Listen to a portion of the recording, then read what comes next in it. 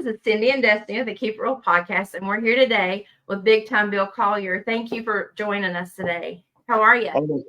I'm doing fantastic, and thank you for having me. Oh, our pleasure. It's our pleasure. Oh, sorry, we're trying to share it to the other pages. Well, we're going live today, so we might have some questions, we might not, but we're going to try our best here. Absolutely. Whatever we need to do, we'll get through it. Okay. First of all, we were just talking about the match you had. It was with IWC, correct? Yes, it was. It was with Elijah Dean at IWC. And you retained. Was that a title match? And you retained? Yeah, absolutely, it was. He wouldn't have it any other way. He wasn't going to come back if it wasn't a title match. So he made sure that it was. So do you want to tell everybody a little bit about yourself, people that might not be familiar at all the different places that you've wrestled? So far, I've been doing this about 17 years. I hit a lot of places up and down the East Coast, mostly the Northeast. I'm one of those guys that if you ask, people will say I slipped through the cracks of like mainstream wrestling somehow because I'm 6'4", I'm 250 pounds. I'm a bigger guy, and WWE particularly like bigger guys. But for me, it's just I feel like it's always been, right guy at the wrong time. Has always been my story. But I'm currently happy with what I'm doing now on the indies. I'm wrestling in really good places like IWC, ESW. I do Greektown Wrestling is one of my absolute favorites in Toronto, Canada. If you get a chance to research them and check them out, Greektown Wrestling in Toronto, it's one of the best shows I do. We get to fly a little bit in Toronto. We're told, hey, whatever you want to do, whatever you want to say, go on out there and get it done. All right, so you're just free to. Oh yeah, you're free reign. Free reign. Channing Decker from Greektown Wrestling gives us all free reign. It's a great locker room too. That's one of the things about me is I look for good locker rooms to be in, and Greektown Wrestling is one of them. I mentioned IWC, or I mentioned ESW, Empire State Wrestling, Excite Wrestling in the Binghamton area, Immortal Wrestling closer towards like Albany area. Fantastic places to be. Wow, so you're all over the place. I try to be. When I do get the rare weekend off, I don't go out of my way to try to fill it. But yeah, you've got to have family time and personal time. Yeah. Absolutely. My family time is real important to me. It was the whole time whole time I've been in the business, because I have a son that a lot of people don't know. He's 25 years old. He's going to be 26. So my son's older, and he just had a little girl, and so I am, if you can believe it or not, I'm a grandfather. And I myself have a 3-year-old daughter, and she's a maniac, and she absolutely loves wrestling. She loves watching Dad wrestle. I built a gym at home so I don't have to be too far away from her, and she loves coming to the gym and working out with Dad because it's in the house. Aw.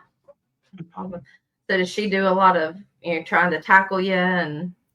Oh yeah, absolutely. She likes to wrestle. If it's on TV, that's what she wants to do. Hey, Joetta Newman Holder's watching. She said, do you get to work with Wes at Greektown? I do get to work with Wes at Greektown. I get to punch Wes in the head regularly. I love Wes Barkley. As a matter of fact, I think the matches I've had with Wes Barkley have been exclusively at Greektown, and it's always a blast, and I always get to punch him in the head, and it's always fun. Okay. Yeah, we like Wes. We got to watch him with ACW. Yeah. Down in Virginia. Yeah. Fantastic. That's another. I've seen pictures of that place, and it looks fantastic. Yeah, it's pretty good. That's another place that I wouldn't be opposed. I've seen. I was like, oh, look at this. When I see, the buildings are full and it looks like the audience is having a good time. those are places for me right away that I look at and I'm like, okay, that's a place that I'd like to go. Not necessarily with, you know, that carry all that Twitter clout, because at the end of the day, I can't put that in my gas tank. Right, right, right. Yeah. Have you ever been booked like in West Virginia, Ohio? I have. I've done stuff in Ohio for years and years ago. I used to work for a place called Firestorm Pro in Cleveland. And then I do stuff with Mega Championship Wrestling from time to time. I'm going to be in Ohio on April 20th for Mid Ohio Wrestling. I used to do loops in West Virginia for a guy by the name of Rock Parsons. That was always a great time because Rock would separate the heels and the baby faces in their own locker rooms, and you wouldn't get a chance to talk. You would see who you were wrestling when you went through the curtain. You're like, oh, okay, here's my match. Yeah. There were times where you'd be standing back there and Rock Parsons, he'd look at somebody standing there and be like, oh, you look fresh, get out there. Like, what?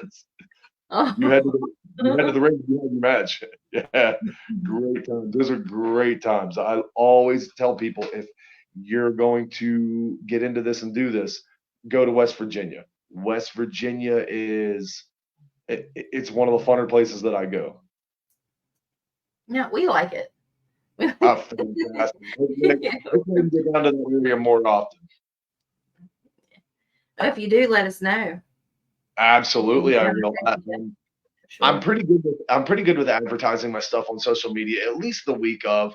My calendar is pretty full, so I try not to flood with a bunch of different things because I think that it confuses certain audiences. Like, well, where did you say you were at? If I'm posting a bunch of different, so normally the week of, I'll hype up what I'm going to do that weekend.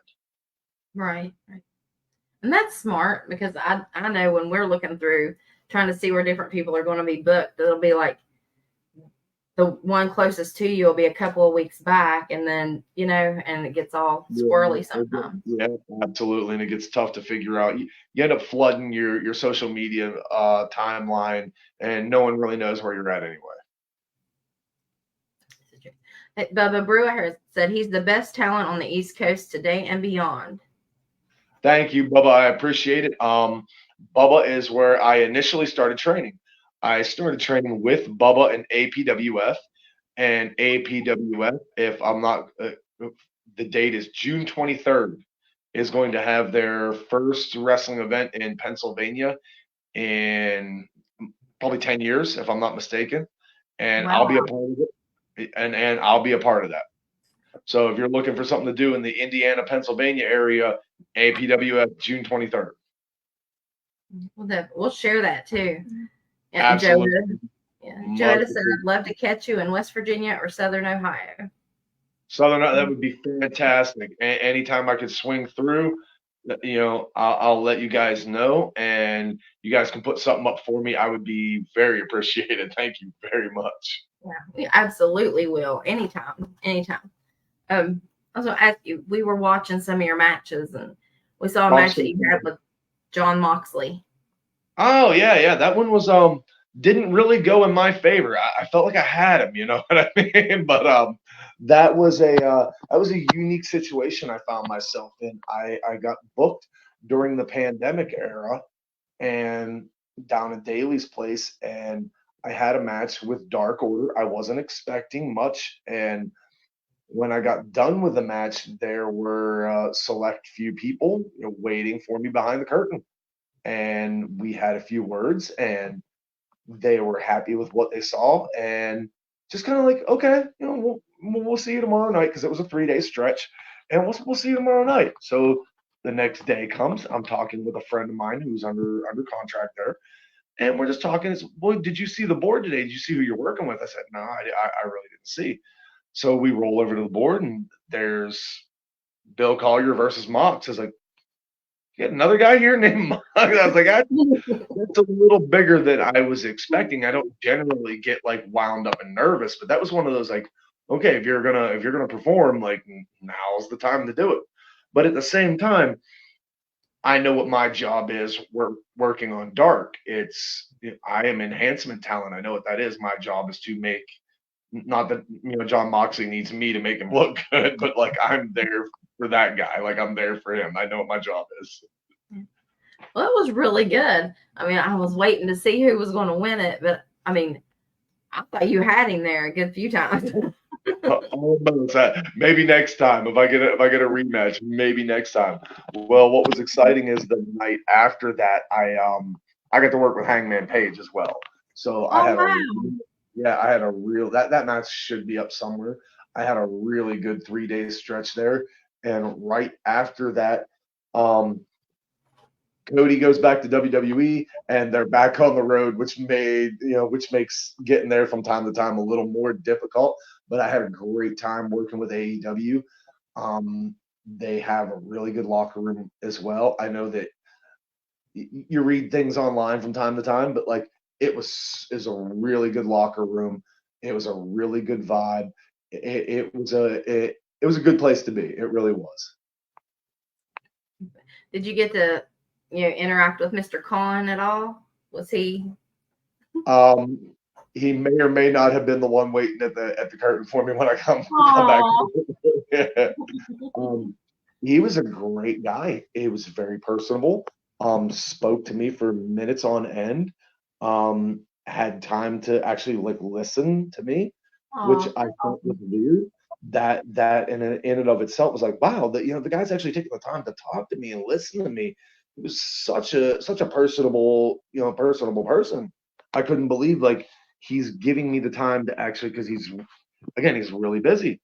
He does a lot of things. He spins a lot of plates, but he had time to actually sit and listen to me and talk to me, shake my hand, ask questions, and have me give him feedback and say, well, and listen to my answers. He was a really personable human.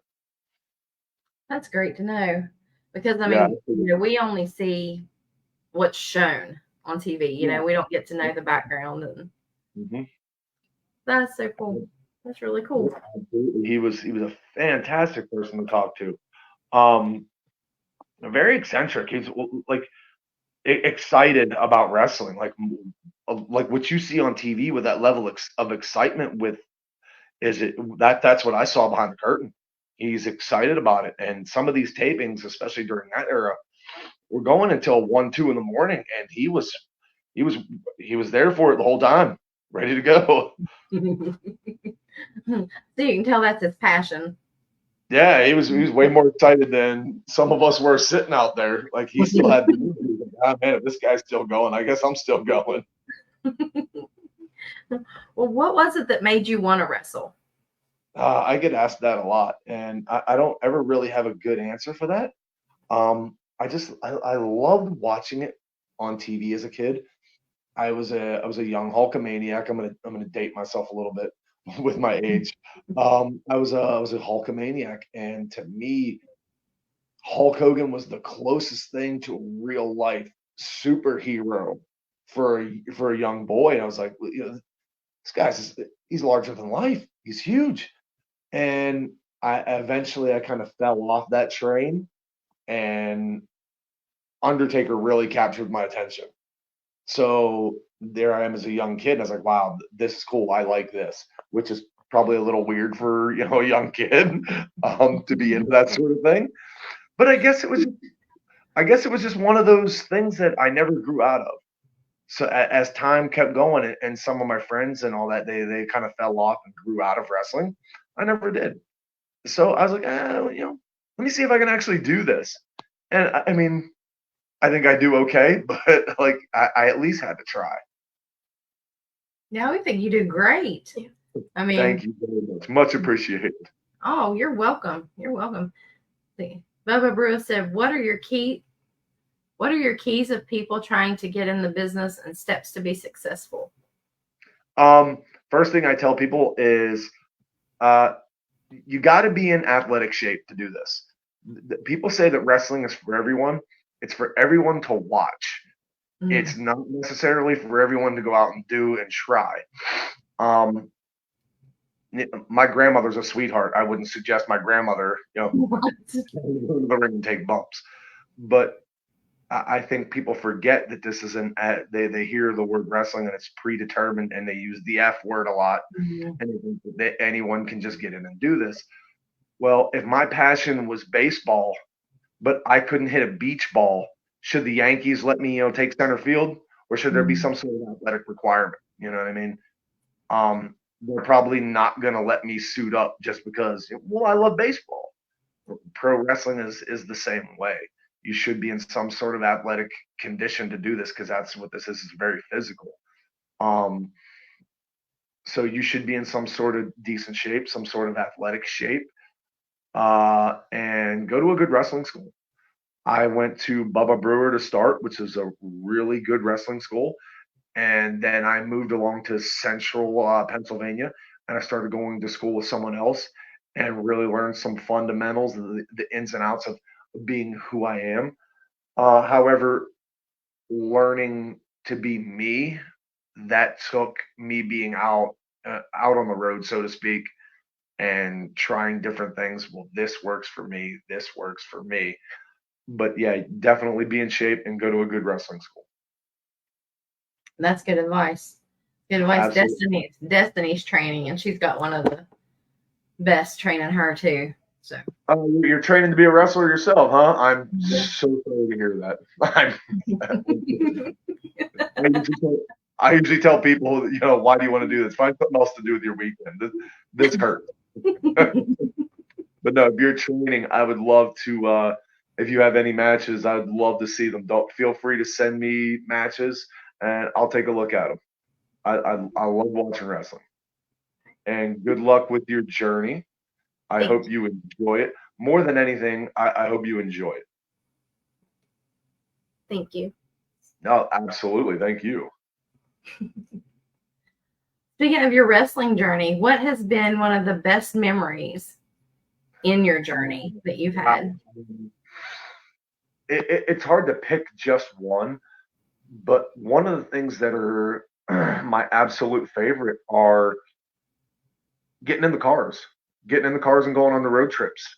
Those are when you talk about memories, meeting the fans and the people that love this and come up to you, and they have young kids, and even at our level when they're as into you as they are, that feels really good. But it's the camaraderie behind the curtain, like when you're getting into the cars and you're traveling to the events and you're in there 4 or 5 deep and all you're doing is talking shop. And on the way home, when everybody's tired and nobody wants to talk, and you're still going about what happened, whether you're complaining about the night or you're happy with the way things went. My best memories will always be getting in the car with the guys, with the girls, and going on these trips. That's always going to be my favorite part. Make a lot of memories like that, I'm sure. Yeah. Oh yeah, Becky, many different cars, many different people to many different places. Those are the memories that, like, when I'm done, that hanging out in the locker room. Those are the places, of course, people want a look behind the curtain, so to speak, is what really goes on behind the curtain. Well, that's where we have the most fun. That's where the real fun happens. Becky says, "Oh my God, it's Bill." Yeah. Yeah, You it hear is me. Becky? It is me, Becky. How are you? It's good to see you. Becky is a social media friend of mine. I see some of Becky's stuff from here and there and time to time. And Becky, it looks like you're doing a phenomenal job. Sarah Bubbles, see, Mm-hmm. um, yeah, absolutely. I keep up and I try to keep up with what everyone's doing. And it looks like she does a phenomenal job where she's at. And I check in on her stuff from time to time. And that's what I like to do. I like to support people, whether I'm there personally or not. I always tell people too, if they have any questions, not that I'm, an expert in any field at all whatsoever, but if anybody has any questions, feel free to message at any time. My messenger is always open. I will get back to people as soon as I can. But like, I see her stuff from time to time, and I'm real proud of what she's doing too. We love Becky. She's our friend. We're kind of, partial to her. Yeah, she She's seems awesome. great. Yeah, she seems absolutely. She seems great. Social media friend of mine. One of those people you see on social media. I've never met her in person, but she seems phenomenal. I'm proud of what she's doing. Mhm. Oh, us too. She helps Destiny like so much. So much. Great. Fantastic. Yeah. Fantastic. We love her. We love her. Love you, Becky. She said we've been social media pals for quite a while. Thanks for the compliment. Absolutely. Anytime.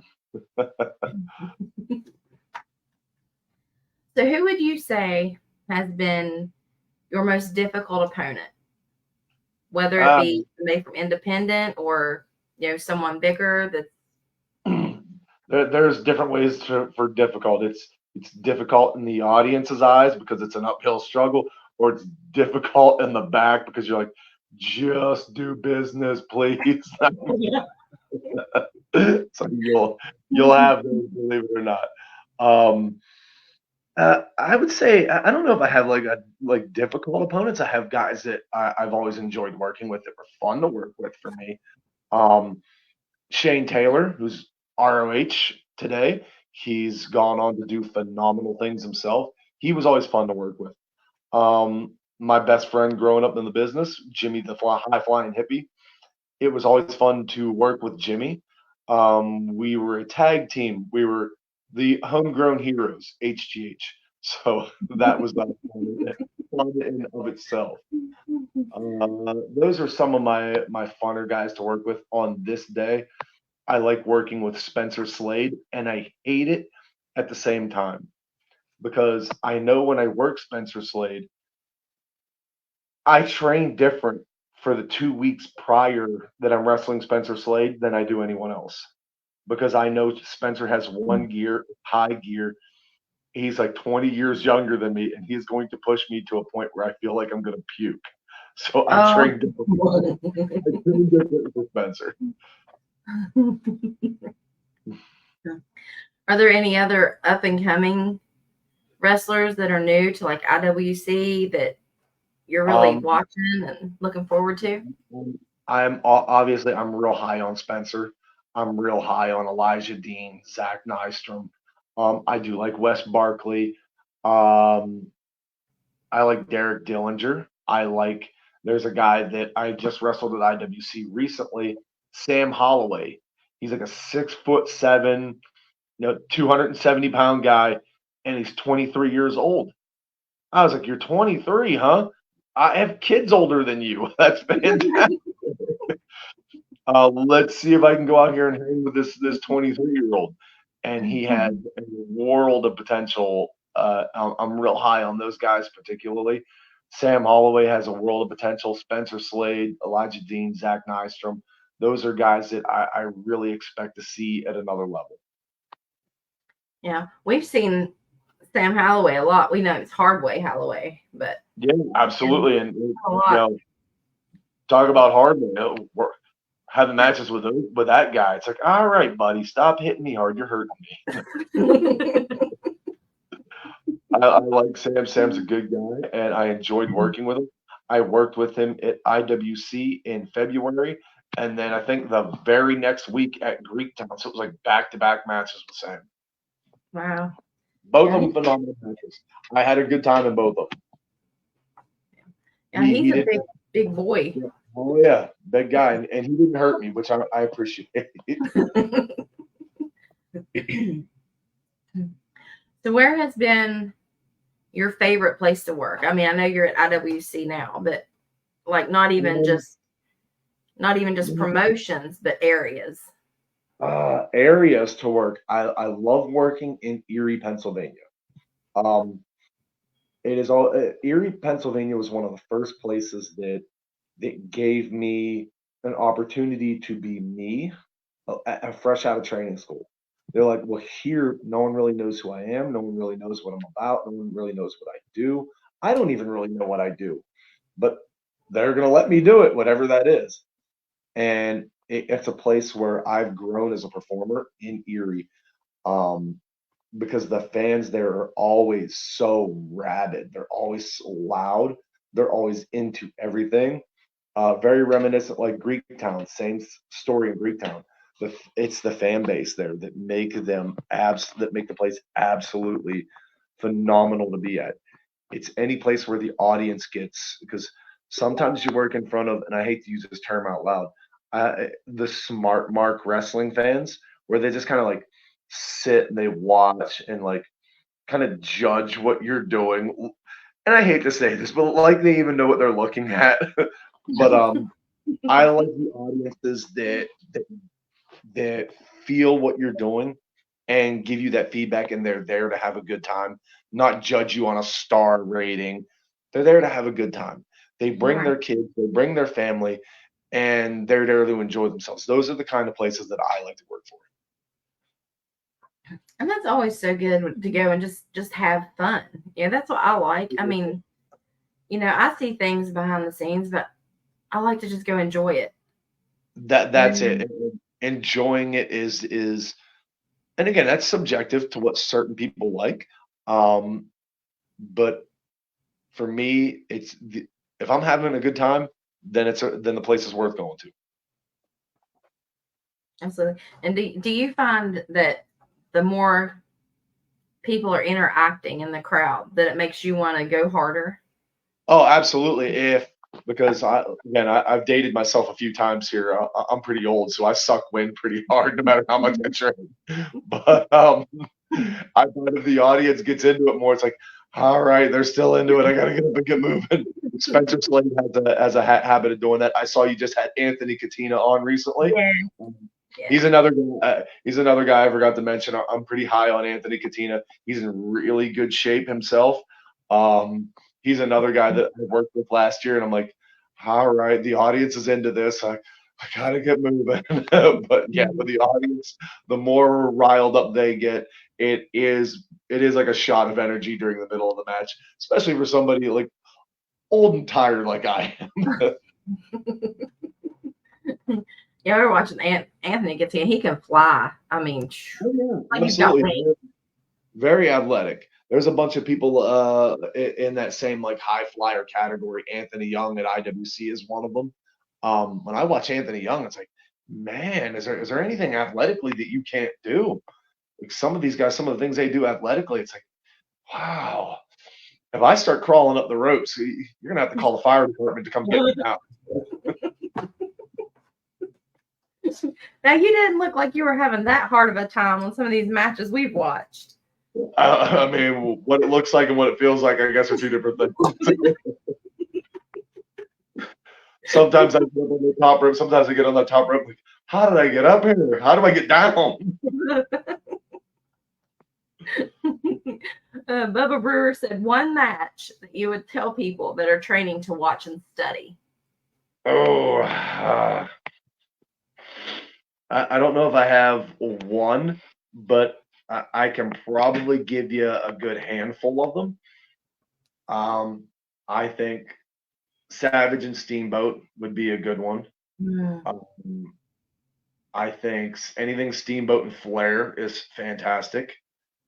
One of my personal favorites. Again, I'm partial to Undertaker, so I say Undertaker and Shawn Michaels at WrestleMania both years. Undertaker also wrestled Kurt Angle at a No Way Out in '06 that was absolutely phenomenal. I tell them to watch anything Brett and Shawn, short of Survivor Series '97. They had a run of matches that were phenomenal without getting into what happened in '97. Mm. Anything Bret Hart and Shawn Michaels is their timing, the way they make the match look, the way they make you feel going through the match. You can understand the story, the struggle. Those are matches that, Bret Hart and Mr. Perfect from SummerSlam '91 was another one of those, like, you can feel those moments.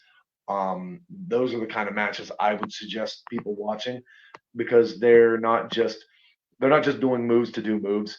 Everything is done with a purpose. Everything is done to feel those moments. Another person I would say to watch, as much flack as he gets, is John Cena. John Cena is absolutely amazing at drawing emotion from an audience.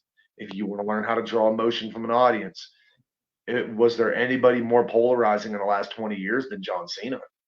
Like, arguably, I'd say no. That's what we do. There's a reason why John Cena was the top guy in the business as long as he was. He was able to draw emotion from the audience. Yeah, that is true. He hasn't been one of my favorites, but he does make you believe and feel what he's saying. Absolutely, he will make you feel every bit of it. I'm a big Cena guy. I wear that proud that I'm a big Cena guy. Like Undertaker's probably like my top, but like if there's a 1A, it's probably John Cena. And I hate watching Randy Orton because why does anybody get to be that good at this? Why does anybody get to be that good at this? Unbelievable. The guy's unbelievable. Like he doesn't look like. Come on, man. Just stop. Just stop being that good. It's heart wrenching. He's so fluid in his motions, but then it's so heart wrenching at the same time. It's like, why do you get to be that good? So watch Randy Orton too. Watch how that guy moves. That's how you should move in the ring. Not that we're ever going to be there, but that's who we need to watch. It's like, what does it feel like to be God's favorite? Why did you get picked? What did you do? Yeah. I agree. I was so excited when he came back. Oh my gosh. So was I. And again, the condition he's in too. I hate that. I hate that he has abs. I hate that he's good looking. He's tall, and he's everything that you should be. Like, well, this guy has everything, and that's not fair. But all right.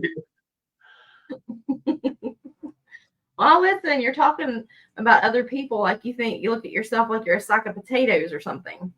Well, I mean, we can only hope to be Randy Orton. just because you're not going to be Randy Orton doesn't mean you should aim for anything less. Yeah, I guess it's like a female talking about Rhea Ripley, right? Yeah, Rhea Ripley, perfect. Like I look at Rhea like, why do you get to be that good? Why are you in good shape? Get off my TV. Stop being so good. Yeah. I can remember, like, I don't watch much wrestling today, but when I do, my son usually says, hey, did you see this match? Hey, did you see this match? And I'm like, well, no. But when I go visit him, he makes me watch. And I can remember when I first saw Rhea Ripley, I thought, ooh, Rhea Ripley's going to be a star, like a big star.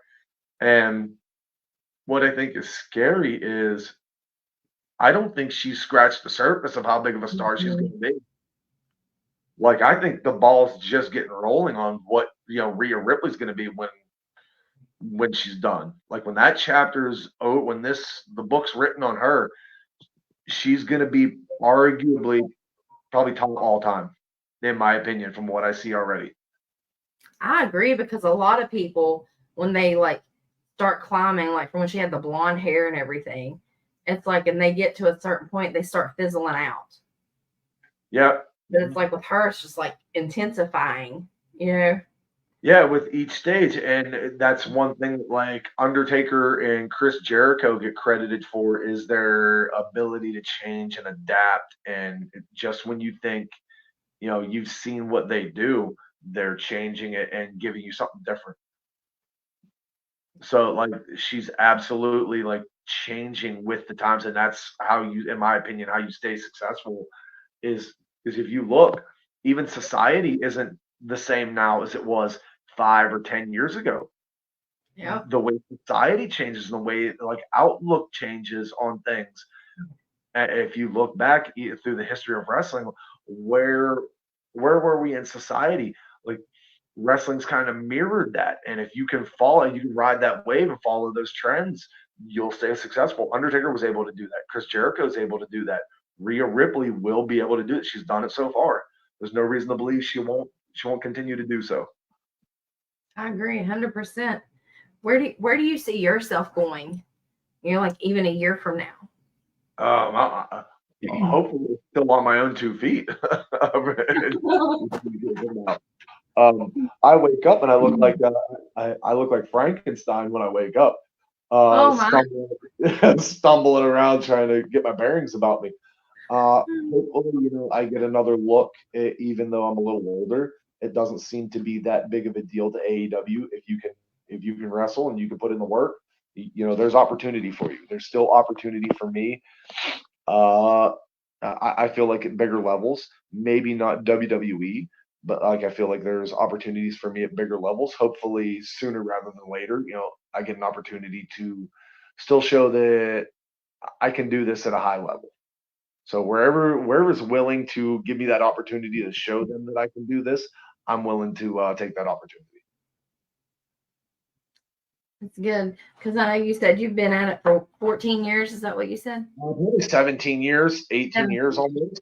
Yeah, it's been a while. I mentioned in a social media post to Elijah Dean because it dawned on me. He's probably 24, 25 years old. I was like, geez, with training and how long I was like, I've been doing this almost as long as you've been alive, kid. Yeah, and that's one thing that you have over them too is experience. Experience. Yeah. And sometimes I feel like that experience, I wonder oftentimes if it's making me lazy when I work my matches out because I don't generally, I used to have a bunch of ideas and I would show up and be like, okay, these are my ideas. Now, when I get to a building and I get a little look behind the curtain, I guess, my opponent wants to talk, I don't have any ideas. And they have ideas, and I'm like, man, okay, we'll see. And it feels like I'm being lazy. What I like to do is providing them on a little bit later on the card is I'll watch the first two matches or three matches, and I want to listen to the audience. I want to see what the matches are looking like. I want to see what's working, what isn't working. Are they more into Gaga? Do they want to see people get hit hard? Are they into high spots? Are they into more wrestling? What is it that the audience has an appetite for tonight? We Mm-hmm. like to use the term more insider stuff for you here. We like to use the term strawberry fisherman. Like, I like strawberries. That doesn't mean I'm going to go fishing with them because the fish aren't going to bite on that. So I have to use something that my audience is into. I have to use something that they like, something that they're going to bite on so I can hook them and reel them in. So I like to listen. And then sometimes it feels like my matches come together too easy sometimes. And I get to thinking to myself after I put it together, like, I go over it in my head. Is that too easy? Am I being lazy? And I get in front of the audience. I felt like that Saturday, and I didn't tell Elijah Dean.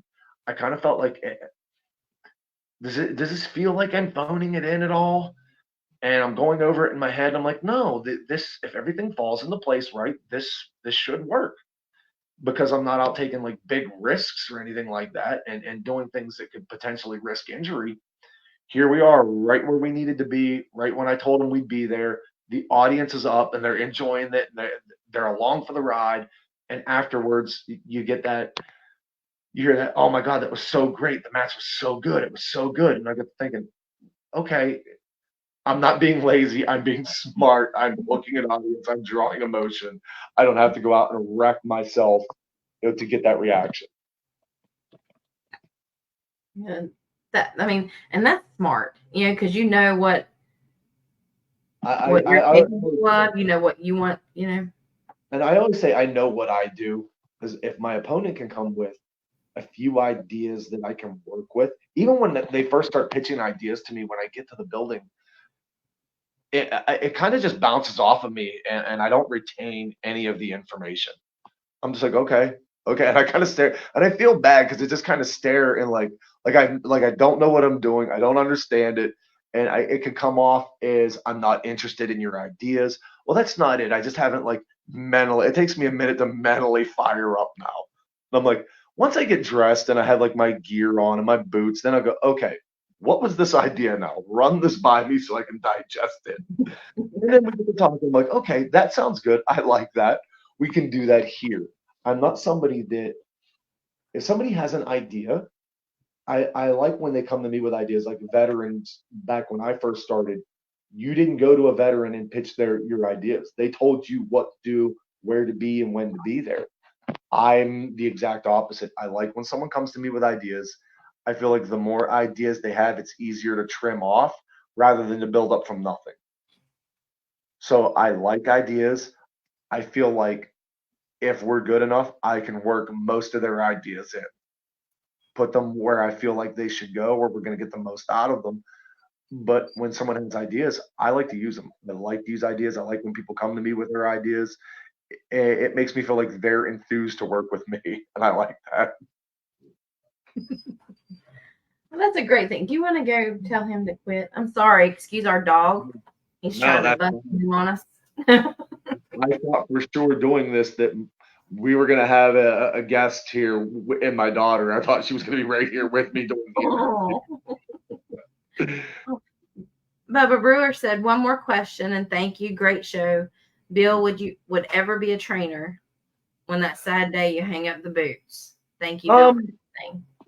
I do help right now. I live in Niagara Falls, and right now there's Buffalo Wrestling Academy that my brother-in-law Vince actually he's one of the head trainers there.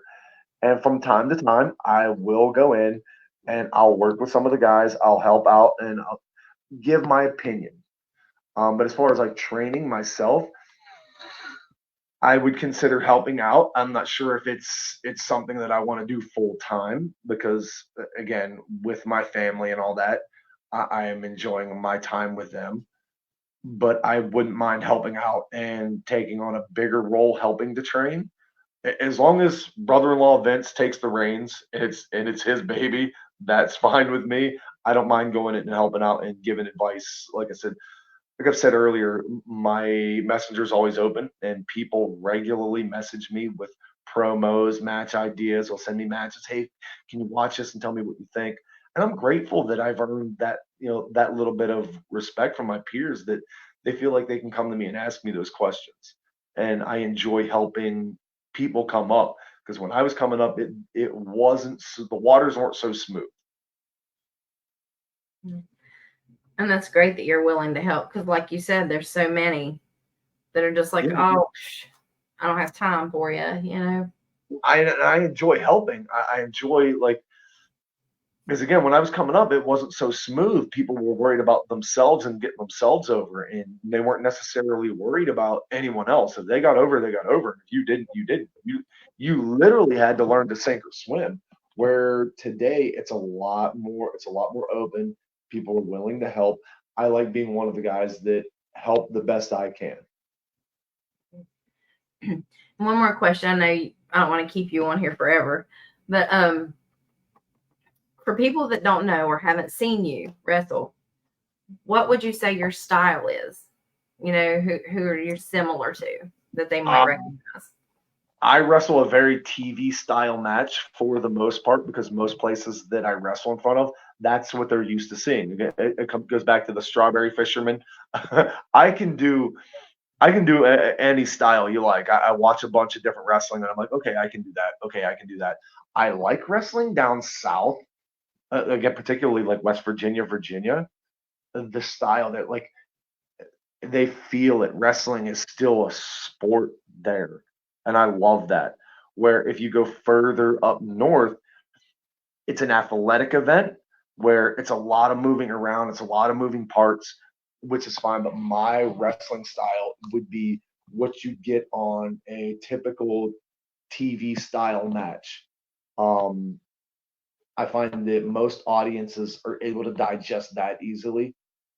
I have a very at this point, Triple H like build. I'm about the same height, not quite as heavy because who gets to be Triple H? um, the guys like it. But I have a build kind of similar to him, so I watched a lot of Triple H. It's like, okay, well, we're about the same height, about the same build. He's a little heavier than me, but what is he doing? He was telling great stories. So I was like, okay, that's what I need to do. Tell good stories. So my style is very, very what you'd get on TV for the most part. Yeah. See, we got that. I mean, I'll say again, we love watching you. Thank you. I appreciate that. Thank you so much. Hopefully, I can come to the area where you are sometime soon and you can catch me live. That would be fantastic. That would be fantastic. Speaking of, if you want to tell us again where you'll be coming up next in the next couple shows. Let's see. This Friday night is another IWC event. It's at the Wheeling, West Virginia Wheeling Nailers Hockey Arena is where we'll be in Wheeling, West Virginia this Friday night. Next week, I will be at Immortal Championship Wrestling. I'll be in their Road to Immortality Rumble. Hopefully, I win that. Hopefully, I'm good enough to win that, because I am a former Immortal champion. So that'll be that would be fantastic to get back to that. And April 20th, I'm in Mid Ohio. April 27th is Night of Superstars for IWC and the Ross Traver Ice Garden in Belle Vernon, Pennsylvania. Then the very next night, I'm at Crossfire Wrestling in St. Catharines, Ontario. Oh, see, you're everywhere. You're just bouncing here and there, and yeah, that's gonna be a fun night going from the Pittsburgh area up to Toronto. That's gonna be a nice drive. Oh yeah, that'd be a good drive. Good drive. I've done Baltimore on a Friday night. Baltimore on a Saturday night, and I've done Toronto on Sunday afternoon. That leaves me maybe 3 hours to sleep between gigs, and with that 3 hours of sleep, you might get an hour and a half. My goodness. Yeah, living the road life, they said. Not for the weak at heart, right? How do people get in touch with you for bookings or merch or? For the most part, my merchandise I take care of at the events themselves. If they were interested in merchandise or anything like that, my Facebook page, Bill Collier, is a good place to start. You can message me on Messenger. That's what we did. So you can message me on Messenger, and if you have orders or questions or anything like that, I would put those in for you. Questions, answer them to the best of my ability. But that's a good way to get in touch with me right there. Okay. All right. You heard it. And your social medias are mostly Facebook? Facebook, and I'm on Twitter, Big Bill Collier. I try not to do too much social media because too much access and too much time on my phone rather than taking care of some other things that I got to take care of. Right. I have to leave a little bit of time for myself. Yeah, and then kids and grandkids too. Absolutely. Right. Yeah, that's important. But you have any last words of advice you want to tell anybody before we let you go? Absolutely not, but I do want to say thank you for having me on tonight. It was an absolute pleasure. Hopefully, if you get bored enough, we can do it again sometime. Oh, absolutely, we can. Absolutely. Thank you for coming on. We really appreciate it. It's been fun. I appreciate you having me. This was fantastic. Again, one of my more fun podcasts I've done. Well, thank you. I appreciate that. Really do. Well, hopefully I was able to keep it real enough with you.